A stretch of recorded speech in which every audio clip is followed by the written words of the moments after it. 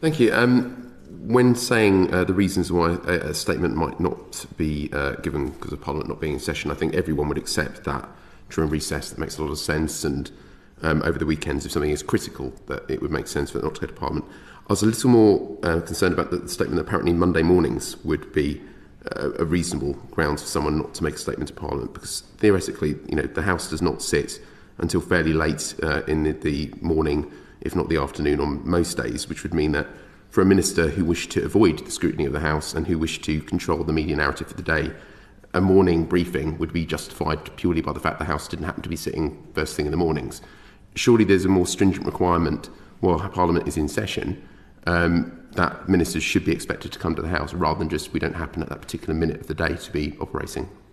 Sorry, I think maybe slight misunderstanding there, in the sense I wasn't saying that's a reason to not make a statement. It means it's not to make a statement first necessarily, but obviously would expect if a minister was making an announcement on a Monday morning, for example, that they would come to the House on the Monday afternoon at the first opportunity. And I think, look, we've got to, I think, as we've seen, and this is not to this government at all, this is development over 30 years or more, we obviously now operate in a very, it's not even just a 24/7 news environment. We operate in a minute-by-minute news environment with stories breaking on social media throughout the day, leaks, happening, things happening somewhere else over here and all of that kind of thing. So we've got to try and manage making sure that the House is informed and those statements are made at the earliest opportunity where those things are evolving and they are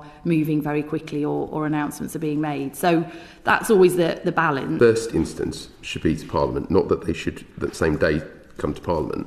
The problem here, what I think the Speaker has written to this committee is there does seem to be a pattern here that it is possible to provide an excuse that Parliament doesn't have to be sitting at that minute, and therefore you can give a statement in whatever format you want, rather than waiting until the House is in session, which surely has always been the case, particularly back in the days when we're longer or later operating hours, that you would be waiting the whole way through the day in order to make that first statement, but they were following that principle at the time. On your point in terms of the changing media environment, I fully accept that. I mean, we've been asked to look into this, and actually one of the questions that I think needs to be added is, do we just feel that this convention is a convention whose time no longer operates? But so long as it is operating, surely there is an expectation that ministers will follow it regardless. I think anyone would have felt the strategic events review, particularly given the level of briefing and the fact that journalists appear to receive all the information in relation to it prior to Parliament, that is a fairly significant breach of parliamentary privilege. Well, should we just go, do you want to go through that, seeing as that accusation has been made? We will come on to the SDR as a separate issue. Well, just to be clear, the SDR was published to the House as published, as opposed to people being allowed to go into a reading room and so on earlier in the day to see embargoed copies of it, and we can come on to the specifics of journalists, but that was published to the House first. And obviously you do want to have, this is another balance that you need to get, which is that we need to give members ample time to read a document before you actually then have the questioning in the oral statement, because I've had many criticisms of that not being the case, being the other way round. So, for example, with the announcement about the WASPI decision. Of how inconvenient it might be for the media narrative. Well, look, obviously there are lots of sort of subject. When Parliament is in session, the most important announcements of government policy should be made in the House, in the first instance to Parliament. And there are quite a few subjective words in that. That's just all I would just be clear. I think it's, you've got to also strike the balance between big reports. First of all, it says first. Yeah. And when it says the House is in session, which is different from when the House is sitting. The session was, if you take the SDR, we were still in the parliamentary session. We were actually in recess.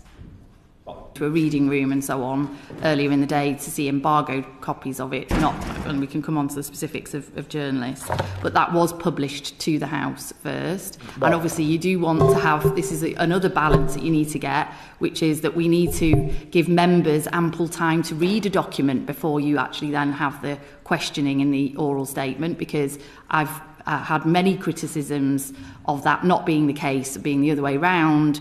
So for example, with the announcement about the WASPI decision, responding to the Parliamentary Ombudsman report, which was made to the House first, actually the criticism was the other way, which was that members didn't feel they had enough time to consider that before then questioning the Secretary of State on that matter. So they are also trade-offs, and that's also in the guide to parliamentary work that is in the Ministerial Code. And can I just be really clear, just saying as a trajectory of improvement, this is not a trajectory that's going backwards, this is now a trajectory that's going upwards. So we have made 192 oral statements to the House in 170 sitting days. That is more than one a day.